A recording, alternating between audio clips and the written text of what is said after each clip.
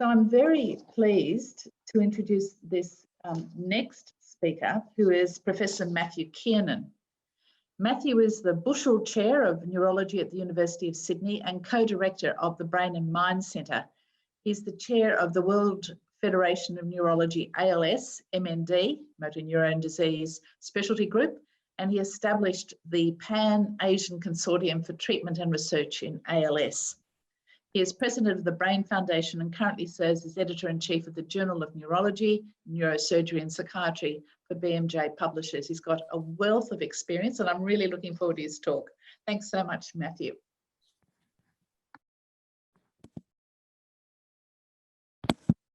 Well, thanks very much, Louise. I hope you can see my screen okay.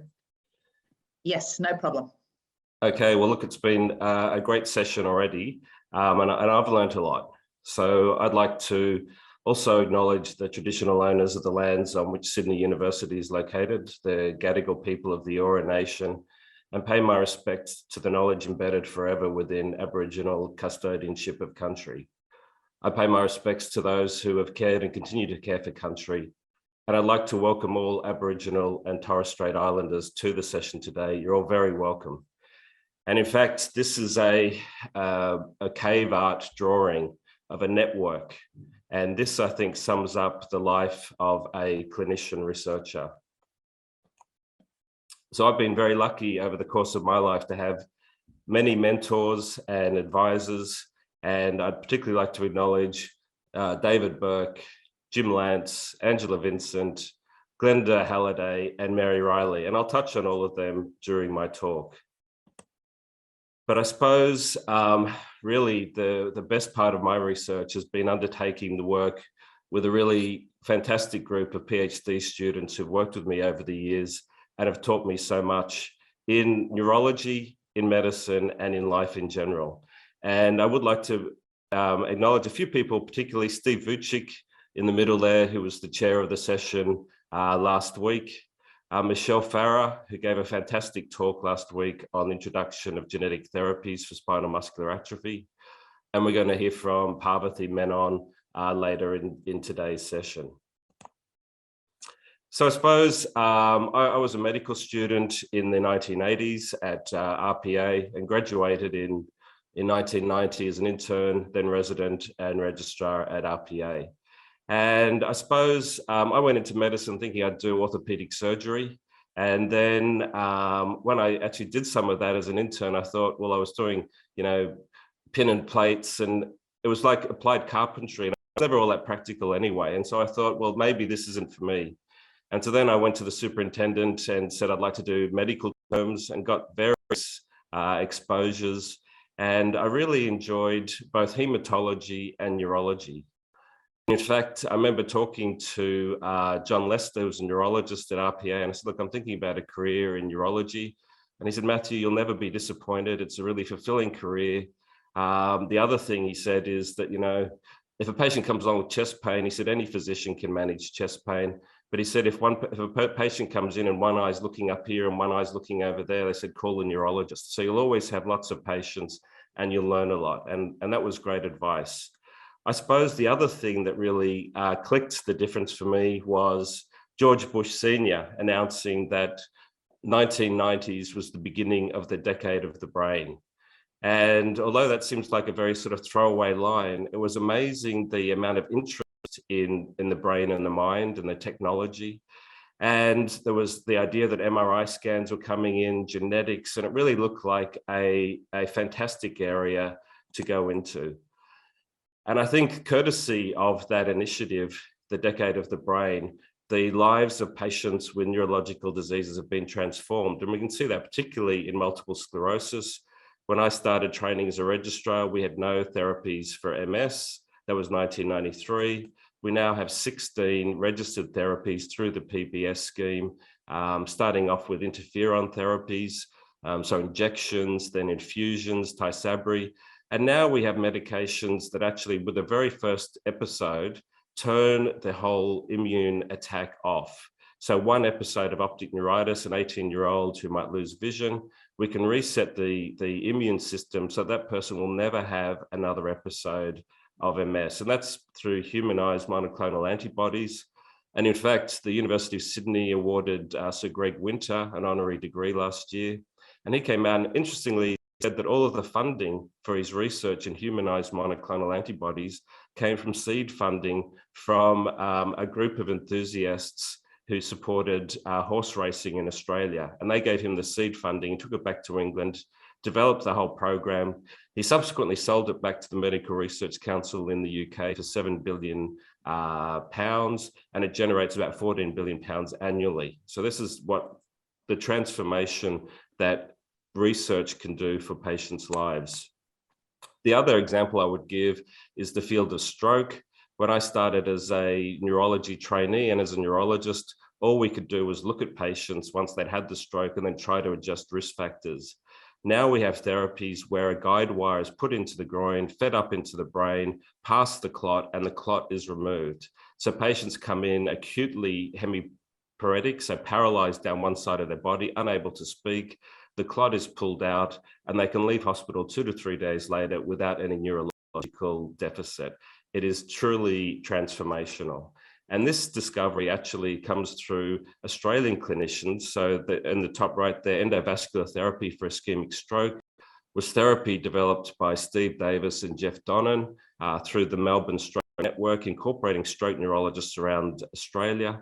And now actually we've got a workforce problem because we don't have enough people to actually take the clots out of people's brains. But that's a good problem to have. It's great to have therapies.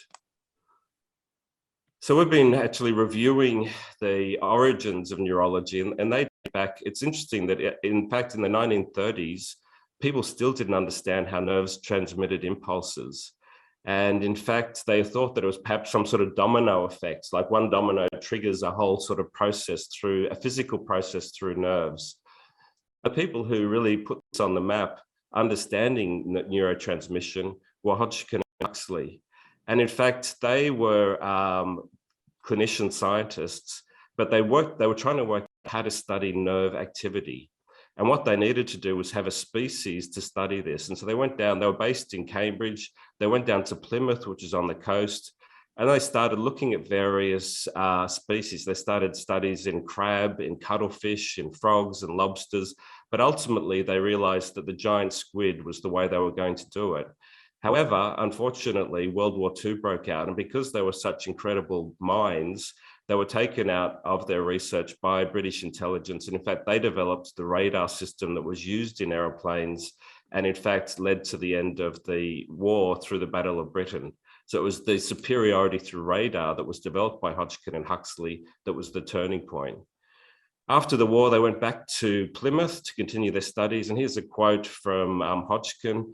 They realized they couldn't get enough squid. So first they had no squid. And then he says, last Thursday, I went out on the trawler, it got rough and I got very sick. We had so much to learn about the best season and place to catch squid. So they were catching the squid, building their own electrodes, putting all of this together to try and understand nerve function. And they understood that it was related to the sodium channel in the nerves. And this is the beginning of a molecular understanding of nerve transmission and neurology in general. So about a decade or two later, working in Sydney was Jim Lance in the black and white photo on the far right there. And Jim had established a neurology department at Prince Henry Hospital, University of New South Wales, and he had developed a clinical interest in headaches. And his first paper was putting together the phenotypes, the presentations of 500 patients with headaches. His work went on to be taken on board by GlaxoSmithKline. They developed with Pat Humphries, the pharmacologist, triptan therapies for migraine. That promoted GSK to #2 on the European Stock Exchange. And GSK subsequently rewarded Jim with the establishment of the GSK James Lance Laboratories in Prince of Wales Hospital. Now, in addition to headaches, Jim had an interest in control of movement, and that was really taken on by David Burke in his PhD, in his MD thesis. And subsequently, David went on to a CJ Martin Fellowship to go to Uppsala in Sweden to work with Carl Erik Hagbarth, who's beside Jim Lance there in the photograph, and Keith Lethlean. And they worked on a technique of microneurography. Now, it was really the developments through Jim establishing a department, David having academic training, that really, for me, was the key point of my own experience and development as a clinical neurologist and a clinician-scientist. And the relationships with Jim continued throughout, even in his early 90s. He would say to me, if I had any patients that I couldn't work out, he'd be happy to see them, send them to his home, and he'd see the patients. And this is a photograph with Oliver Sacks, the famous neurologist and writer, who had come to Sydney on a few occasions for the Writers' Festival, but he was very interested in migrainous aura. And I had got to know the Sacks family through Marcus's older brother, of Oliver's older brother, Marcus, who had a GP practice in Paddington. And Oliver called me up and said he wanted to get in contact with Jim to discuss migrainous aura. And when I discussed this with Jim, Jim said, come over to the house, we'll have dinner. And this is in Jim's drawing room after a few cocktails. So Jim sadly passed away in 2019, but it was a great honor to be asked by his widow, Judy, to write the obituary, which I did with David Burke and Jim's daughters. And I think the first paragraph sums it up, the life of a clinician neurologist. So Jim was the first neurologist appointed in Australia, first professor of neurology in Australia, the founder of the first academic department of neurology in Australia, and he transformed the lives of patients worldwide through his influence on neurology and how it's practiced. And I think that is the privilege of a clinician scientist, is that you can introduce therapies that have significant benefits for our patients. So David took this technique of microneurography, so putting a tungsten electrode into the axon to look at activity within the axon. And the color slide on the right is showing that two impulses close together eventually get conduction failure. And when you relax for a period or rest the nerve, the conduction is restored. So that's called activity-dependent conduction failure. So I rang up David, who was head of department, to try and get a job in neurology as a registrar. And he said, look, we have an academic department. We do a PhD before you do clinical training. If you want to come and do a PhD, I can help arrange that. And we can, there'll be lots of good things that come out of it. I went and saw other, heads of department, and in fact, I was offered a clinical job. But in fact, the care and thought that David provided made it easy for me to decide to undertake a PhD with him in his unit. And we focused on activity-dependent conduction failure. And these are some studies, in fact, of my own finger, activating at 200 hertz, and that's hurt as in hurts. It really does hurt. And if you do it for about 10 minutes, you actually block the pump in the nerve, and it leads to overactivity. Potassium is released, and you get the sensation of pins and needles. So we were trying to understand neurological symptoms and ways to improve the outcomes. And in fact, David had just started, this is the old TB laboratories in Prince of Wales Hospital, and they were derelict because TB was no longer an issue. And they had transformed this TB unit into the Prince of Wales Medical Research Institute. And with Ian McCloskey, David and Ian said, look, this is going to be the main entrance to Prince of Wales in due course. And it was almost like delusional, but subsequently they were correct, and they built Neurosciences Research Australia, which is really a great reflection on the work that they have put in. So I completed my PhD, and this is with Ilona Mogiros, who's a Hungarian neurologist, and Cindy Lin, who was employed as a research assistant. And I then went and finished off my clinical training as a registrar, and I continued to work in the laboratory doing studies, which was great. And during that period, a neuroscientist called Hugh Bostock came out from Queen Square in London to work with David. And we looked at other ways to activate the nerves, and that included hyperventilation, making the nerves ischemic. And it was really, again, a wonderful period. Hugh was a mathematician and had worked with Huxley and provided the whole basis for the mathematical understanding of nerve behavior. And through discussions with David and Hugh suggested if I wanted to work with him back in London, that might be an option. So I'd registered that thought. I thought that's an interesting idea. I then applied actually for a clinical job in London. The holy ground for neurology is the National Hospital for Neurology and Neurosurgery in Queen Square, and I applied for a registrar's job there and was awarded that position. And so I moved to London. And this is actually a color photograph. Actually, it's not. It's a black and white photo from the turn of the century. So this hospital, Queen Square, has been going for 200 years. And it is the ancestral home of neurology. You can see the horse and cart there. And I had 2 fantastic years as a clinician, seeing things that I had never seen before. Queen Square was the European and world base. Patients were ringing up from all over the world and getting referrals. They were flying in, being seen, and I learned a lot of clinical neurology. Having completed my training there, I thought I would like to stay and do some more research. And so I applied to NHMRC from England for a CJ Martin Fellowship and was awarded that with an RG Menzies Fellowship to allow me to do research, postdoctoral research in London, which was again a great opportunity. So I moved in up the top floor there, outside the window, and Hugh Bostock was a neuroscientist, but his work was mainly in basic approaches, so in animal models. He didn't have any clinical setup. And so when I got there, I said, look, what am I going to do? And he said, well, you need to go and get your own equipment. So I had to go around and try and basically borrow pieces of equipment. And similarly, not as advanced as Hodgkin and Huxley, we had to build from scratch, putting in A to D boards, creating stimulators, and we created a sort of a purpose-built unit to study patients. So that was an education, because as a neurologist and a clinician, I had no idea about how computers work, how to put A to D boards in, how to create stimulators, and that was a learning ground. I'd also gone over with my partner, who was a journalist, and Claire got a job as the theatre and restaurant reviewer for the Guardian newspaper in London. So although we had no money and were barely surviving, we went to the best restaurants in London and all of the great theatre, and it was really a wonderful experience. And we got married there in Italy during that period. So in addition to doing the patient studies, I was undertaking patch clamp studies. And this is a technique where you insert electrodes into cells. And so I would get up on a Monday morning and do dissections of Wistar rats to get dorsal root ganglia and plate them out and put them into a cell generation process. And I would leave that for 3 to 4 days.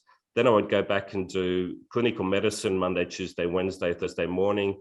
And then I do patch clamping on Thursday afternoon and Friday. And that was an amazing sort of introduction to understanding channel behavior. And if you see on the bottom there, the dip down is a sodium channel being activated. And one way to identify the sodium channel is to add tetrodotoxin, and that gets rid of the activity of the sodium channel. And I must say, during my work in the laboratory, I'd be, eating my lunch, and both Hugh and Mark Baker was working with, so look, you don't really want to eat your lunch in here. I said, why? And so, well, there's a lot of tetrodotoxin around, and it paralyzes nerves. And I didn't really think too much about that, but that was an interesting thought that they had raised. So with Hugh, we basically created these techniques to look at nerve function. Hugh did all of the mathematical modeling, and it was put together in a process so we could test patients in 10 minutes. And this technique of excitability relied on a lot of the work that David had done and Hugh together. And it's a way of looking at nodal conductances and internodal conductances. And that allowed us then to go and look at patients with new techniques to get better insights into what was going on. And the first series of patients we looked at, they had overactive nerves. So they had what's called neuromyotonia. And we were able to show that there were changes in where the nerve communicates with the muscle that generates this overactivity. And during this process, I came in contact with Angela Vincent, who had done all of her work in autoimmune conditions and had understood acetylcholine receptor antibodies and had developed the assay for testing this. She was very interested in this condition and thought it was related to an antibody against potassium channels. And I was subsequently able to work with her on this field. And in fact, discoveries led to this concept of acquired autoimmune neuromyotonia. And Angela and I have continued these studies looking at human diseases. And in fact, she works with a number of colleagues here in Australia, including Russell Dale in his work with autoimmune encephalitis. And she was a great sort of person to try and, the very in-depth trying to understand the basic pathophysiological mechanisms of disease. Now, back to tetrodotoxin, it actually comes from pufferfish. So this is a delicacy in Japan. It's called Fugu, and that's a plate of Fugu in the bottom left-hand corner. Now, if you had 2 or 3 slices of this, you'd be paralyzed and you would die unless you had some respiratory support. So it's a registered industry. They give you small amounts so that you get tingling and maybe a little bit of a euphoric sensation. Well, I came back to Australia after 5 years in the UK, and I set up my own group. I saw Ian McCloskey and David, and they gave me a laboratory in the Prince of Wales Medical Research Institute, 4 walls, no equipment. And then it was a matter of trying to get funding to try and take this forward. And I was going around giving talks like this, and I gave a talk at Bankstown Hospital. And about 2 to 3 weeks later, it was Easter time, and at 3 o'clock in the morning, Bankstown rang me up, emergency, and they said, look, we've got a group of patients who have been ingested pufferfish, and they're basically half paralyzed, and would you like to study them? And the neurologist who was at Bankstown had heard my talk, and he said, look, this would be very interesting. So I transferred all of the patients over to Prince of Wales. We were able to study them, and we were able to show, in fact, tetrodotoxin poisoning, stopping the activity of nerves, and then the gradual recovery. And this was taken up, and this was important because it showed the power of the tools that we had to study nerve function. And in fact, this was taken up by the Lancet and put on their front cover. So that was a great acknowledgement of the work that had gone on. We set up other programs, and this is Jonah Lomu, who had kidney failure. And as you say in the bottom, it says his manager, the dialysis treatment is going well, but nerve problems in his feet means he's got no feeling there. So although he could run, he had no idea where his legs were in space. And this is a common complication of kidney failure, that they get severe neuropathy. And so we approached the renal department and asked to study their patients both before, during, and after dialysis and as outpatients. This was like having a patch clamp set up. We were able to take bloods off throughout the study. And we worked out that, in fact, the toxicity in nerves is related to the potassium levels, and high potassium levels paralyze the nerves, and they need to be down at much lower levels than we know the patients need for general well-being. So potassiums of 4.5 or 5 is a toxic level for nerves. And that's led to a public health campaign and various treatment trials to come up with better outcomes for kidney failure patients. Now, the equipment that we started off in a very sort of built haphazard way has been taken on by others, and particularly Digitimer, based in the United Kingdom, have now commercialized the software, and they've built a commercially available stimulator. So these techniques are now being utilized by departments worldwide. And in fact, it was great to bring everyone back together again last year to write the consensus statement for the whole protocol and what needs to happen. And in fact, all of the normative data come from the studies that we did in the United Kingdom in 1999. So these studies are living as we speak. They're also used by the Australian government. We were asked to go over to encourage technology advances and investment in Australia. And beside me there is Barry Marshall, the Nobel laureate, who gave his great talk about understanding Helicobacter pylori. And I think he's a great model of a clinician-scientist. And in fact, what he's doing is commercializing Helicobacter as a way of vaccinating. He's going for his second Nobel Prize with his company OnDeck. Now, I suppose we're also lucky by interacting, by being clinicians, we're looking after our patients. And this is a patient, Rick Thurbon, who had autoimmune neuromyotonia. And by understanding his condition, we've treated him with rituximab, and he's now in, his disease is quiescent. But as a result, he and his wife come every 4 to 6 months and want to donate money to buy more equipment. And he has been a great supporter. So your patients can be very generous supporters of your research programs. And in fact, Cindy Lin, who I mentioned at the beginning, was a research associate, subsequently finished her biomedical engineering, did a PhD, postdoctoral training, and was back in Taipei at the university there, National University of Taipei, when a family at Brain and Mind Center donated money to establish a chair of neurodegeneration. So this was the Low family, and they had spinocerebellar ataxia, and they wanted to try and, again, give back to the clinic, and they created the Barbara Ling Chair of Neurodegenerative Disease, and it was great to appoint Cindy to that position. Now, it's also been great to continue the relationships that you make during your PhD and postdoctoral period. And this is Professor Mary Riley, who's in charge of the neurology and neuromuscular section at Queen Square in London. And I think her story is interesting. So Mary comes from the west coast of Ireland. She grew up as a native Irish speaker. She only learned English during her teenage years. In the west of Ireland, there's a major problem with amyloid, which affects liver function, heart function, and nerve function. And that made her want to go into a career in neurology. She did a PhD with Anita Harding in London, and subsequently became in charge of Queen Square, and ultimately became the first non-English president of the Association of British Neurologists. Now, she has developed a large worldwide program in amyloid, and in the bottom right-hand corner is Antonia Carroll, who's now taking a PhD with Steve Vucic and Mary, looking at amyloid function in nerve. And the importance of this is we now have genetic therapies to stop this process and reverse the process.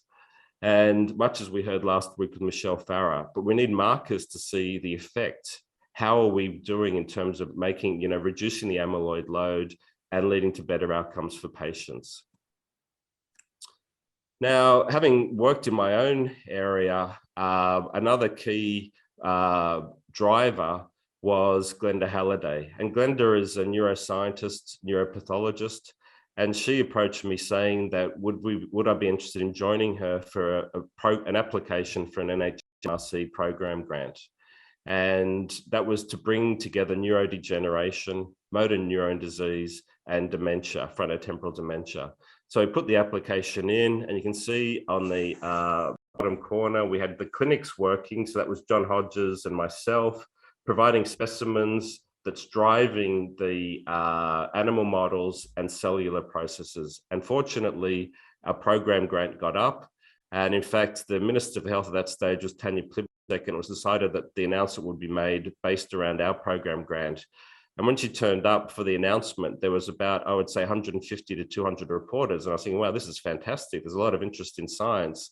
It turned out that Julia Gillard had just taken over the prime ministership from Kevin Rudd, and most people wanted to hear what Tanya Plibersek's viewpoint on that was. And it was actually a good example of how you can steer a press conference. Every time they would ask about Kevin Rudd, Tanya Plibersek would talk about science and neurology. So staying on message. Now, as a clinician researcher, we see patients, and so we observe clinical signs. And this shows a hand that has wasting of a muscle, first muscle interossei, with relative preservation of another muscle that's supplied by the same nerve. And this is called a split hand presentation.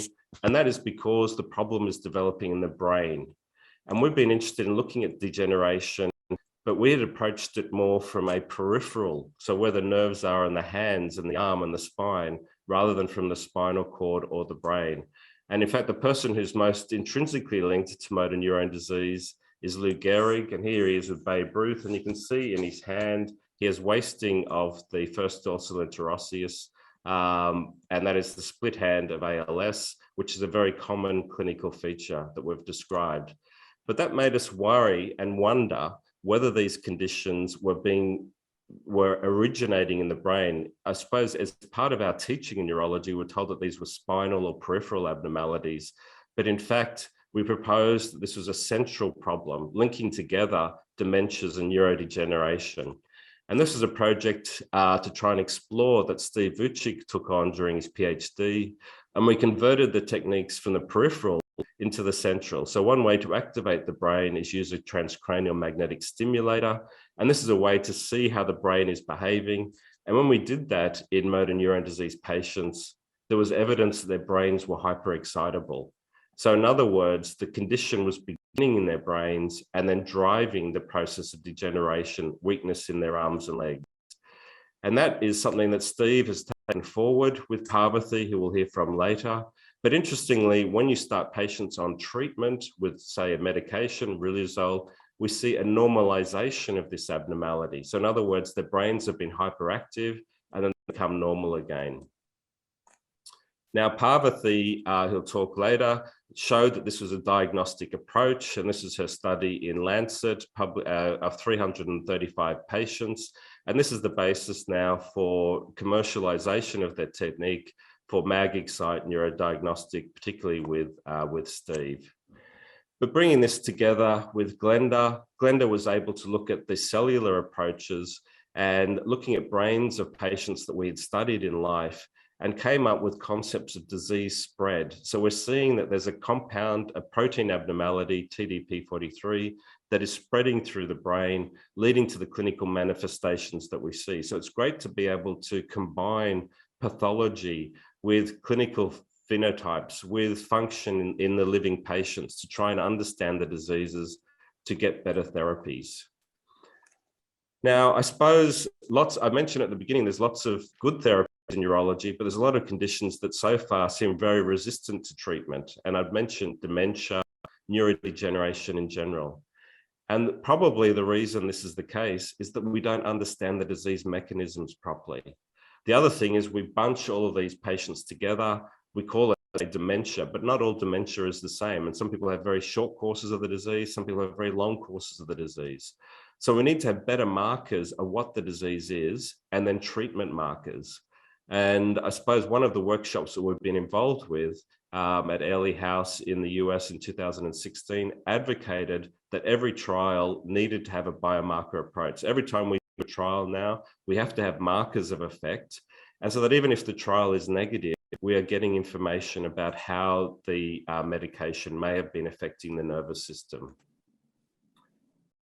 At the beginning, I mentioned networks, and I think this is the key issue. We need to combine with our colleagues around nationally and internationally to get large patient groups together to better understand what is going on in these conditions, but also using that as a marker to come up with better treatment approaches. So testing your strategies. Are patients better in a multidisciplinary clinic? Are they better looked after by a single individual? Should respiratory be involved?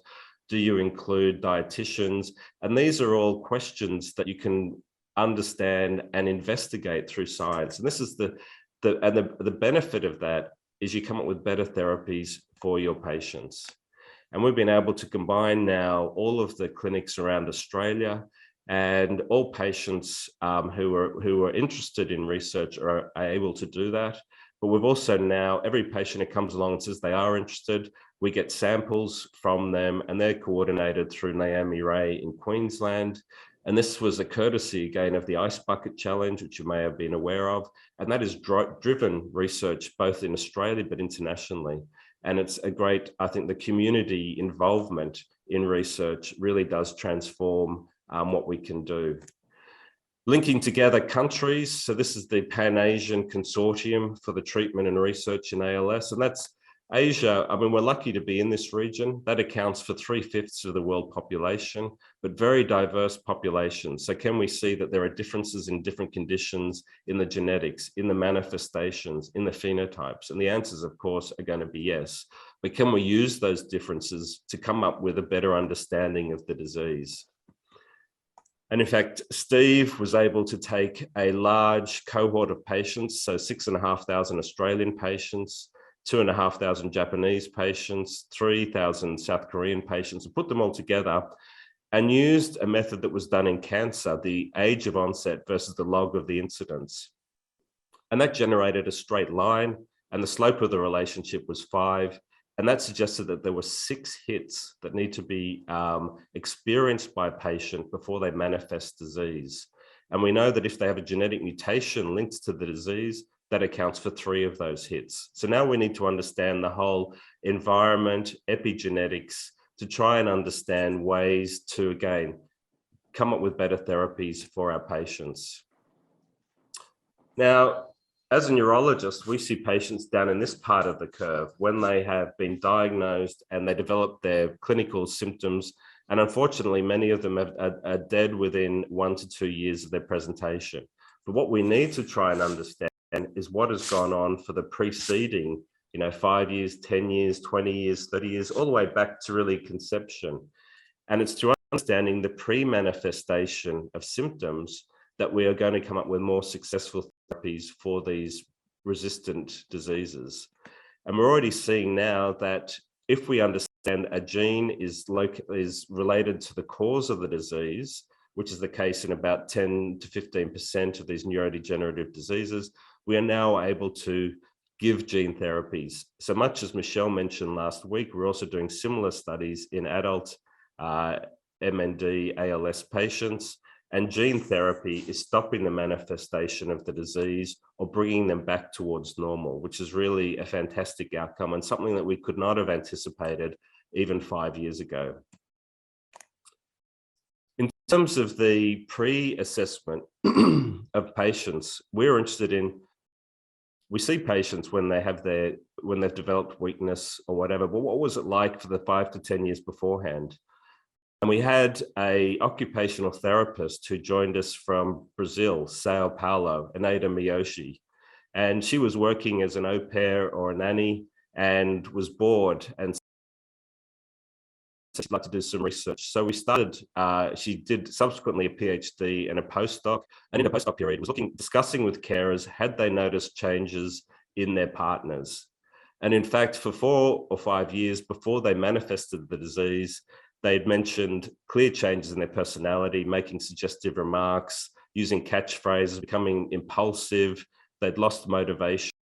And so clearly there are processes going on before the manifestation of the disease, and that is giving a window into us to come up with more precise therapies early on. And it was very pleasing for us to see Aneda be appointed as the first professor of occupational therapy in the United Kingdom.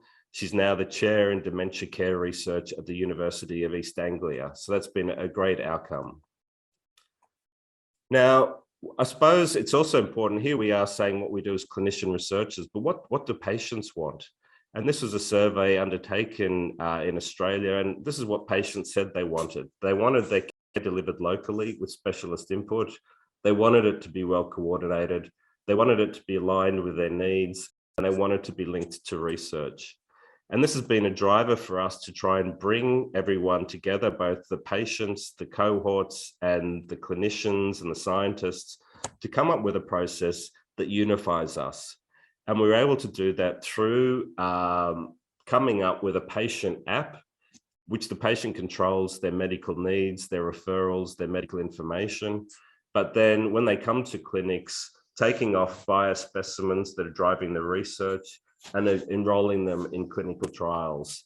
And this was the basis for a partnership approach that we put together, and we were successful in getting this, the MindOz partnership. But this is a patient-driven approach to really make us as researchers and clinicians work better for the patient to drive improved outcomes. Now, finally, I'd like to just mention the things that I think as a clinician researcher, you're able to do. And one of them for me has been to participate in the medical publishing approach. And I was very fortunate to be asked to take on the editor of the Journal of Neurology, Neurosurgery and Psychiatry by the British Medical Journal Publishers in London. And this has really been a great voyage. And we've, discussed things from, what is a neurologist? And in fact, it turns out many people regard neurologists almost like detectives. And in fact, a number of neurologists have gone into detective writing. We've also tried to look at what are the success stories in neurology. And one of the articles we came across was this Hamilton Depression Rating Scale. So Max Hamilton wanted to rate the basis of depression. That article has now been cited 28,000 times. Every time a study of a medication for depression is used, they use the Hamilton Depression Rating Scale. So these are important outcomes, and it's been great, I think, to the head office for BMJ is based in London, And the upper floor here is where the NHS was launched by Bevan in 1948. And we're just celebrating now 100 years of JNNP, and we're having a 100 years celebration in November. Unfortunately, we were going to have the reception here in BMA House, but unfortunately due to COVID, it's going to be a virtual reception. But you can see through publications that the outcomes of your research spreads internationally, and people can take up the benefits, but also understand the problems that you may have had and avoid those problems. And it truly is a global community. I also think that as a clinician researcher, we have obligations to put back into our profession. And I mentioned earlier the developments in stroke medication and stroke treatments. So we have this technique now of pulling the clot out of the brain, but we don't have enough people who are trained in this procedure.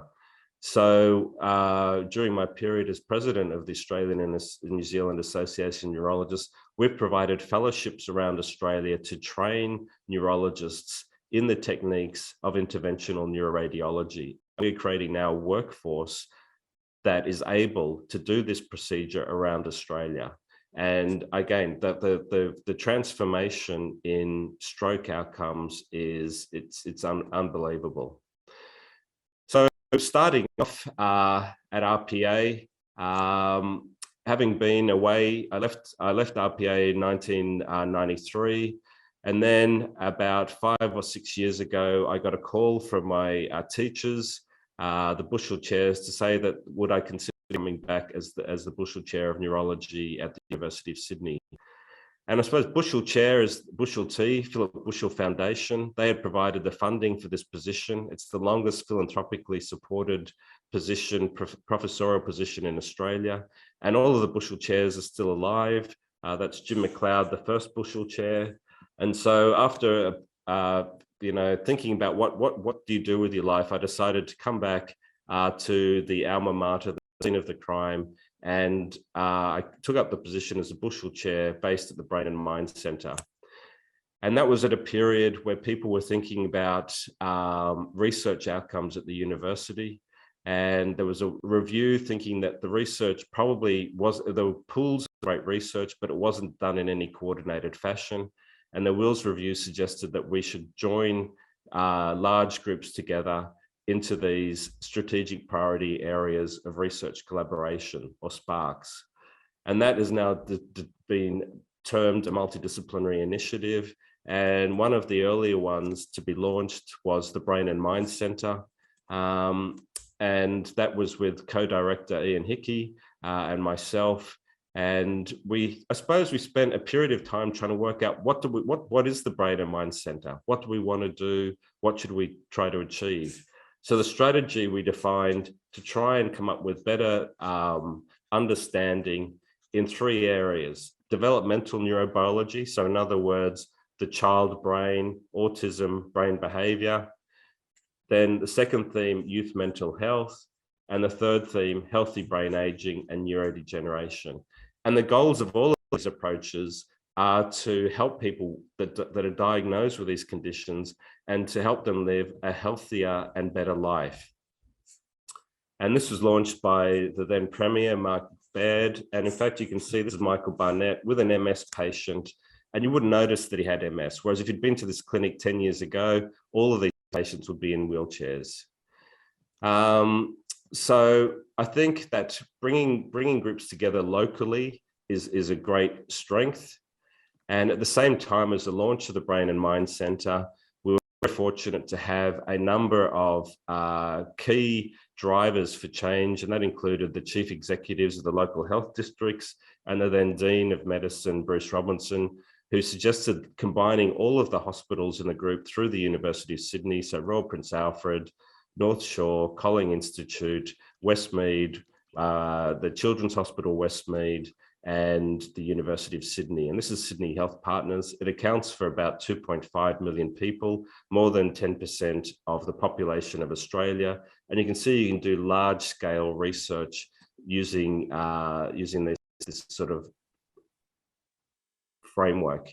And I think we need to build up large scale research to try and meet the society needs. I mean, trying to treat dementia, it's not going to be possible at very limited approaches. We need to use large population-based studies. And in fact, we've been very much supported through the Boosting Dementia Research Initiative of NHMRC, again, trying to encourage large-scale team approaches. So look, I hope I've been able to give some understanding of the role of a clinician scientist. I think it's an extremely rewarding role. It's a privilege to undertake it. It's great to be able to understand the clinical observations, bring it together with your research, and use this to try and drive, therapeutic interventions, clinical trials. And this is all being undertaken in a multidisciplinary environment. We're all learning from our colleagues, be they occupational therapists, the patients are educating us, and this is leading to much better outcomes. And I think it's really thanks to the patients who inform us of what we should be doing. And I suppose in my own personal perspective, I'm very grateful for the mentoring that I've had over the years and the teams that have been able to help me move this forward. So I think it's a great opportunity, and it's great to think, when I got this talk, it's not something that you normally consider doing, thinking about what is a clinician scientist. It is actually a challenging thing. It makes us think outside the box. And so I would thank the Academy for the opportunity to do this. Thank you.